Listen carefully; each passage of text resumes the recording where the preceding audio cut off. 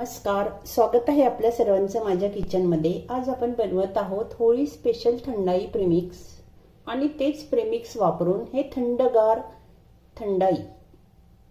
हे प्रेमिक्स जे मी बनवलेलं आहे हे ऑल इन वन प्रेमिक्स आहे।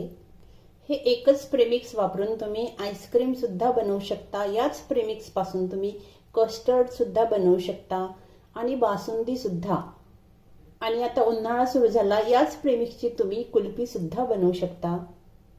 आणि विशेष म्हणजे हे प्रेमिक्स तुम्ही फ्रीज मध्ये 2 महिने आरामात स्टोअर करून ठेवू शकता। हे खराब होत नाही। आज आपल्याला बनवायची आहे होळीसाठी खास स्पेशल थंडाई। आपण सुद्धा या पद्धतीने प्रेमिक्स बनवून ठेवा आणि एन्जॉय करा। रेसिपी आवडल्यास व्हिडिओला लाईक आणि चॅनलला सबस्क्राइब करायला विसरू नका। बघूया त्यासाठी मी काय काय साहित्य घेतलं ते। प्रेमिक्स बनवायला मिक्सर मध्ये घेते मी आता ही 1 कप साखर। ही आहे व्हॅनिला फ्लेवरची कस्टर्ड पावडर, ही घेतली आहे मी 1/3 कप। ही पावडर तुम्हाला कुठेही मिळून जाईल शॉप मध्ये। 25 घेतले आहेत मी बदाम, 25 घेतले मी काजू किंवा मग 1/4 कप घ्या हे दोन्हीही। मिल्क पावडर घेतली आहे मी 1/4 कप। हिरवी वेलची घ्यायची 6। ही आहे खसखस पॉपी सीड्स, ही घ्यायची आहे आपल्याला 2 टेबलस्पून। हे सर्व साहित्य आता मिक्सरला लावून याची एकदम बारीक अशी पावडर करून घ्यायची। एकदम बारीक अशी पावडर करून घेतली मी। हे तयार झालं आपलं प्रेमिक्स।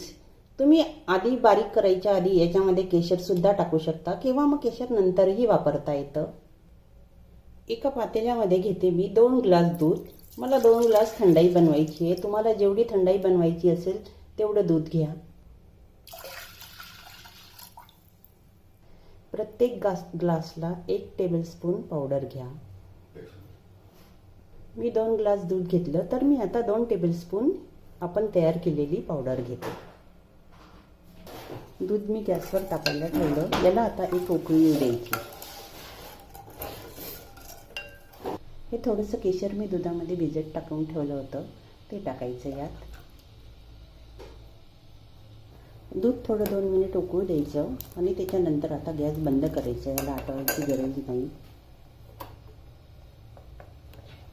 आता मी हे दूध थंड करायला ठेवते। प्रेमिक्स जे आपण तयार करून ठेवलं आहे हे तुम्ही फ्रीज मध्ये 2 ते 3 महिने आरामात ठेवू शकता। डब्यामध्ये झाकण लावून ठेवून द्यायचं, चांगलं राहतं। आणि हेच प्रेमिक्स वापरून तुम्ही आणखी इतरही पदार्थ बनवू शकता। या प्रेमिक्सची बासुंदी तर खूप छान बनते। यावर टाकते मी थोडे बदामाचे काप, थोडासा पिस्ता। पिस्ता जर का तुम्हाला आवडत असेल जास्त तर तुम्ही जेव्हा आपण बदाम काजू बारीक करतो तेव्हा सुद्धा तुम्ही घेऊ शकता पिस्ता। तुमच्या आवडीनुसार कमी जास्त घ्या। माझ्याकडे थोड्या गुलाबाच्या पाकळ्या आहेत सुकलेल्या, त्या पण टाकायच्या। पण गुलाबाच्या पाकळ्या ज्याचा छान असा सुगंध येतो त्याच गुलाबाच्या पाकळ्या वापरायच्या। या लाल गुलाबाचा छान सुगंध येतो ह्या पाकळ्या घ्यायच्या। झाडालाच गुलाब सुकू द्यायचा, सुकल्यानंतर ते असं होतं। गरम दुधामध्ये जेव्हा आपण हे प्रेमिक्स टाकतो तेव्हा मग या पाकळ्यांचा सुगंध आणखी छान येतो। ही तयार झाली आपली all in one premix powder. हे दूध पण मी थंड करायला फ्रीज मध्ये ठेवलं होतं। याला पण आता सर्व करून घेऊया।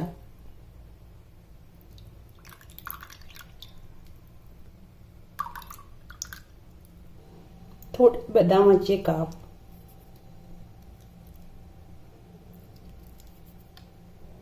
थोडा पिस्ता, थोडंसं टाकूया केशर,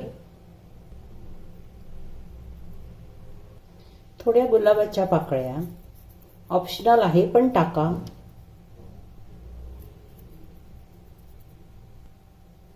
तयार झाली आपली थंडगार थंड थंडाई।